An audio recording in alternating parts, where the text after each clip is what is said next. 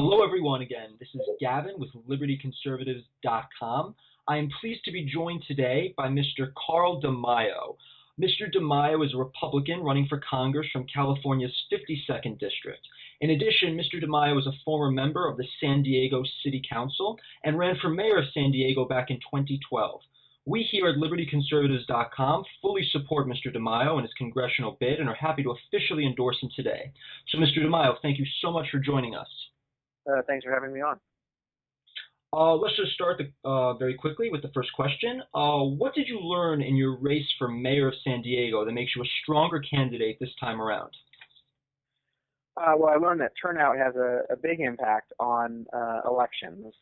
Absolutely. When you have folks that are not paying too close attention to down-ticket races like a race for mayor, they tend to focus just on party label. And unfortunately, the Republican Party label has been tarnished, particularly the younger generation.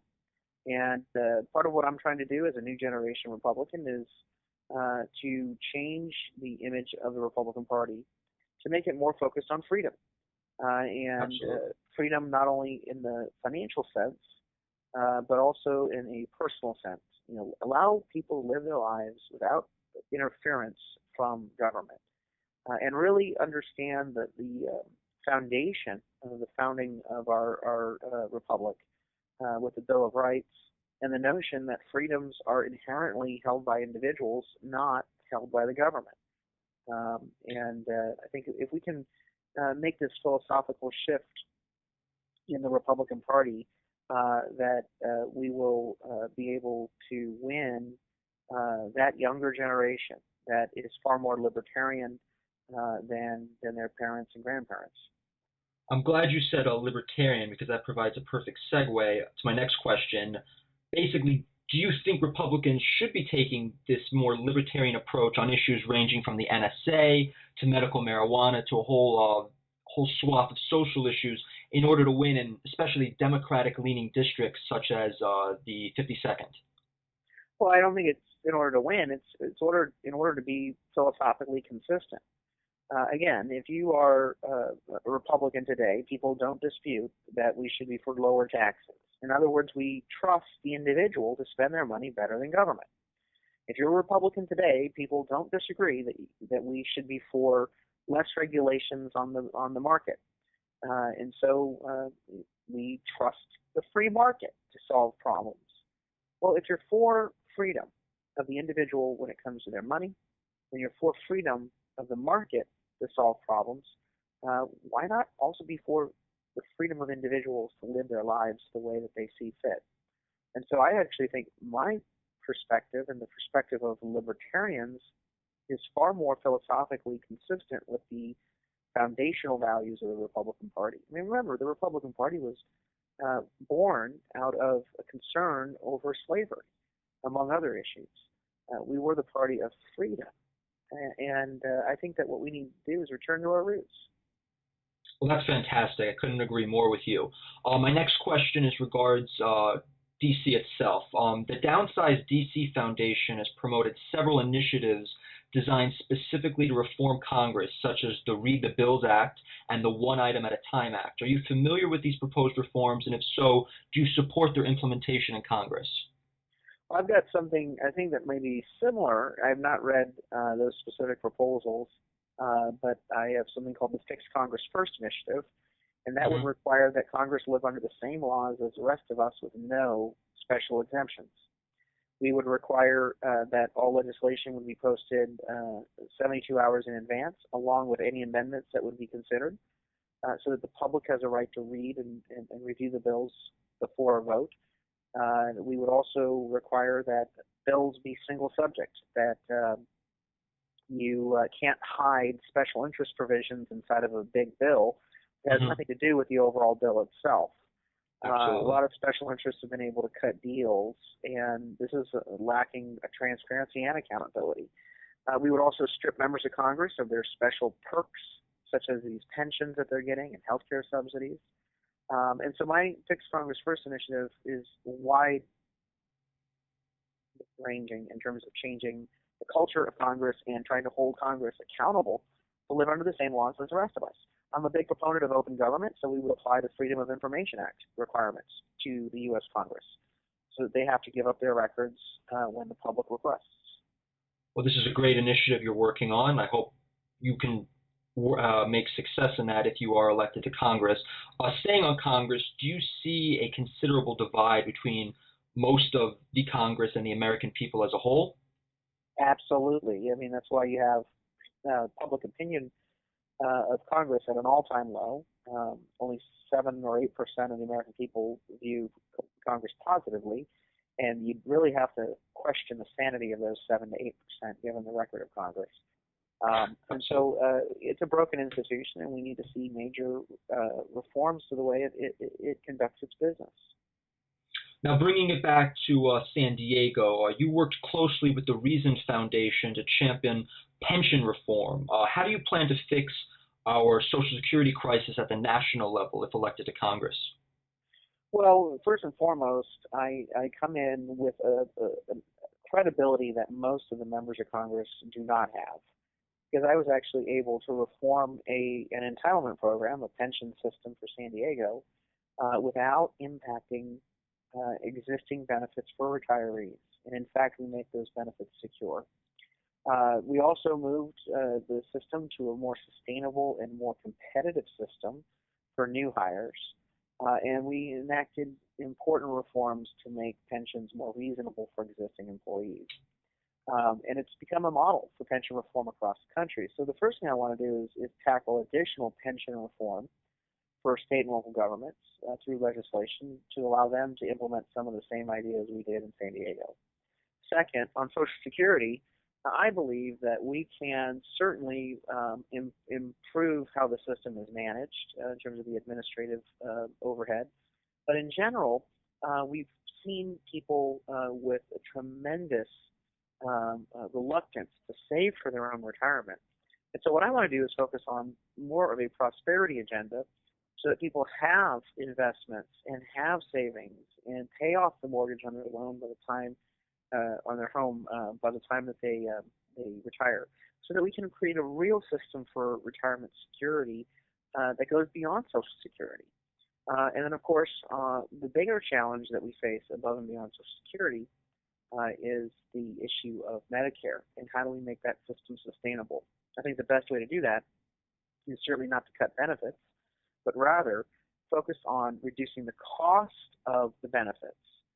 If you make healthcare more affordable across the board, it's not only a good thing for consumers and the economy, but it also has a very profound impact on saving money in the budget, particularly in Medicare, which, of course, can be used to make sure that that program continues for those that need it. Would you support a repeal of Obamacare if elected, staying on the topic of healthcare? I'm coming up with not only the notion that you repeal something, which I think is the wrong way to deal with this issue. What I need to see us do is come up with a better idea. You can't beat something with nothing. And I think the reason why we have Obamacare today is not just because of the Democrats. It's because Republicans not have a credible alternative to deal with the healthcare crisis in this country. So I'm coming up with an alternative program, a bold, transformational healthcare reform that bends the cost curve in healthcare in a way that we haven't seen in generations. And we've got to fundamentally restructure how we pay for healthcare in this country, how it's managed, and hold people more accountable through good old-fashioned competition and consumer choice. And so I believe that there are some good elements of Obamacare, such as eliminating the pre-existing condition penalties, but you can accomplish that through market mechanisms. And so what I'm proposing is that we allow individuals greater authority and choice in what healthcare they're buying. I would actually take employers largely out of the equation of selecting healthcare plans. I would allow individuals to do that. And the way I would accomplish that reform is I would pass a law that would allow individuals to cash in their healthcare policy on the exchanges for a cash value that could be used for the purchase of another policy that fits their needs. Now, from my point of view, I think that more and more people should be going to health savings accounts so that when they save money on their medical care, they actually get to keep that money for when they need it in the future. But others may decide that they want to stay with a doctor, a network of doctors, and be able to choose their doctor and keep their doctor. Again, by vesting the authority with the individual, not some government bureaucrat, not some corporate CEO, we have the ability to transform healthcare in terms of how it's structured. And so I'm looking forward to getting an opportunity to lay out some bold and creative ideas on how to make healthcare more accessible and more affordable for the American people. Well, that's great. Injecting more choice and more free markets into this mess of a system is always going to be a good thing. My next question is that financially our country is a complete mess, as you well know. How do you plan to fix or alleviate the various budgetary and fiscal issues if in Congress? Do you support a balanced budget amendment, for instance? Having tackled the city of San Diego's financial crisis, when I took office, people said it was impossible to balance the budget without major service cuts and major tax increases. And in fact, my opponent, Scott Peters, had already slashed services in the city and still left billions of dollars in debt and annual deficits as far as the eye can see. And so what I did was I said, we're going to take a performance-based approach to examining every expenditure in the city. And as a result of our budget reviews and budget expertise, we were able to produce a budget that balanced without accounting gimmicks, and actually save money enough money to restore services and make government work again.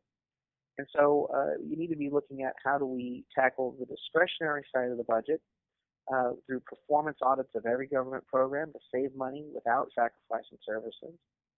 Then second, you need to infuse cash into the system. The best way to do that is not through tax increases, but rather through prosperity. If everyone who wanted a job could get a job in this country, you'd have a dramatic reduction in the need for public assistance and welfare programs. You'd also have a dramatic increase in revenues through economic activity and wealth creation. And so when you are thinking in terms of a business, how you turn a business around, yes, you focus on cost cutting, and that's absolutely necessary. But you also focus on gaining new customers, bringing revenue in. You've got a lot of folks in government that just don't understand that concept, that the best way to deal with our fiscal crisis is not just on the spending side, which is absolutely necessary, but it's also on the prosperity side, bringing revenues in through economic expansion and prosperity. Absolutely. Very good. My next question is regards to unions. What are your thoughts on the growing influence of public sector unions, and specifically in politics today?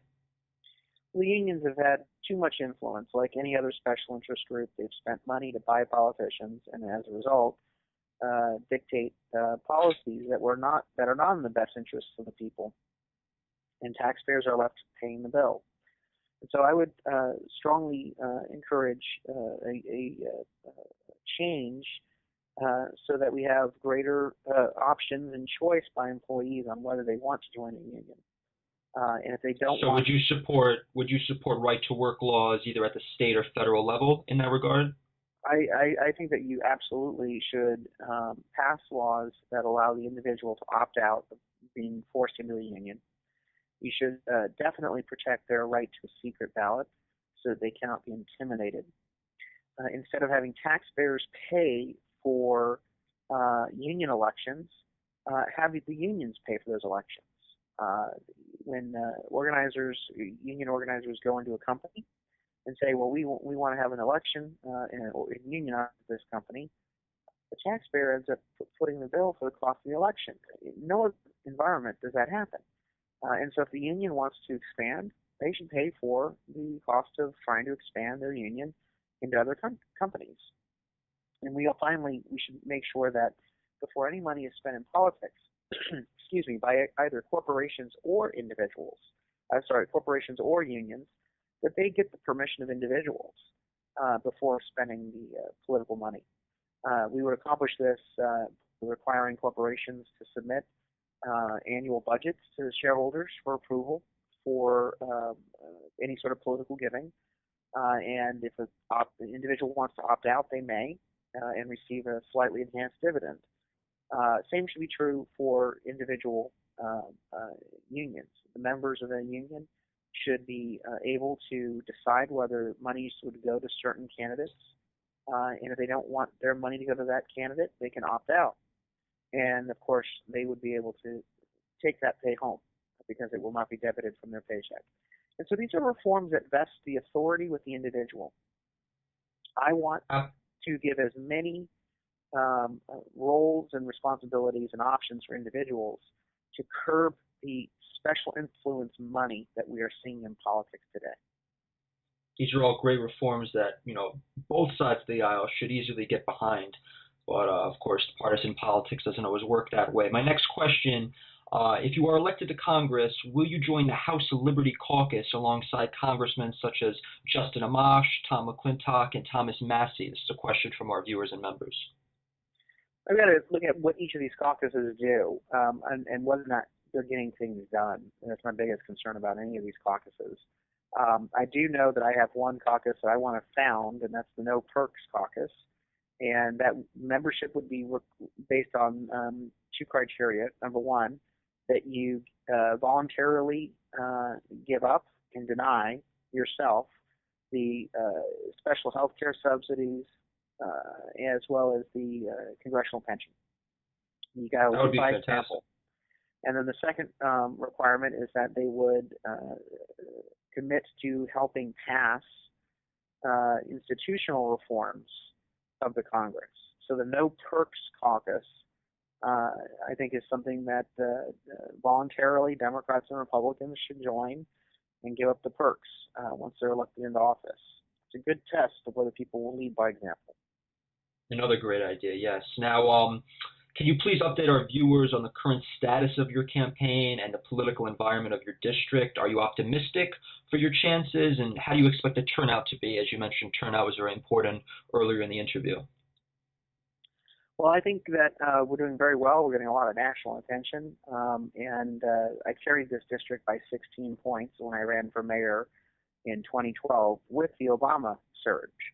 And so I feel really good that we will be able to win this seat. But, our opponents, the big government backers, are going to pour millions of dollars into this race to defeat me because they do not want the same sort of track record of success that we achieved in San Diego to happen in Washington. And so we need the grassroots support. We need help from everyone around the country so that we can send a message of freedom and liberty and how that has a new and fresh role in the Republican Party. And let me also talk about the issue of turnout. We cannot have a party out there saying that they're optimistic because people aren't going to show up. That's absurd. And so I want us to have a strategy of winning when everybody shows up. And the only way you do that is by doing the fundamental repositioning of the party nationally to embrace freedom and liberty and to really practice what it preaches in terms of being real committed to producing results for the American people and leading by example. And so I want to continue to call out some folks in the Republican Party when they gleefully predict low turnout, that is nothing to be proud of, and that's not a long-term strategy for building a majority party in this country. Well, thank you again, Mr. DeMaio, for your time. This was a great discussion. If you have any closing remarks, please feel free, and also let us know your website and social media for our viewers and members to follow you on. Sure, it's carldemaio.com or just go to reformcongressnow.com. And you can go and follow us on Facebook and Twitter. And, it's one thing for people to say that they support freedom and liberty. But it's quite another to actually take the step of becoming involved by donating, by volunteering. We have a lot of people flying in from around the country to volunteer to walk door to door for us. I know it's awful walking in San Diego in the middle of the fall, but someone's got to do it. Why not that someone be you? And so I'm encouraging everyone out there to get involved, donate $5. That's where it starts. It's $5 donors to help us out more than anything, and then perhaps give some time as a volunteer. Perfect. Well, again, thank you. We hope to have you on again next time as Representative DeMaio, we wish you all the best of luck. Take care.